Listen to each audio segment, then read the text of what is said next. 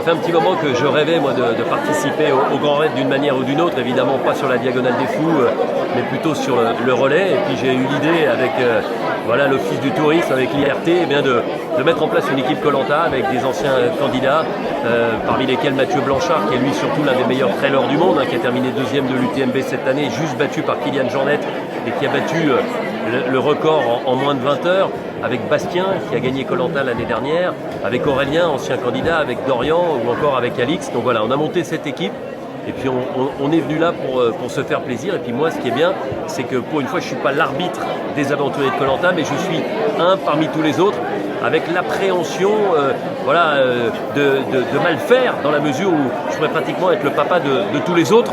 Mais voilà, je me suis préparé, puis j'espère que ça va être une belle fête et que ça va être un super moment de partage avec évidemment mes coéquipiers, mais avec tous les gens de la Réunion, avec tous les coureurs, parce que c'est ça qui est génial. C'est une super fête populaire et encore une fois, le rêve devient réalité parce que j'en ai rêvé de ce grand raid et là, je suis au cœur de l'événement, donc c'est extraordinaire. On sait bien que pour participer à un trail, il faut être parfaitement bien organisé, il faut être reposé, il faut s'alimenter parfaitement aussi. C'est exactement l'inverse de Koh Lanta. Donc non, le trail. Mais en revanche, les aventuriers de Koh Lanta, ils ont tellement puisé dans leurs ressources mentales pour aller au bout de cette aventure que voilà, ils ont un mental, un moral à toute épreuve. Et je pense que ça peut leur servir pour réussir quelque chose de grand sur le Grand Raid.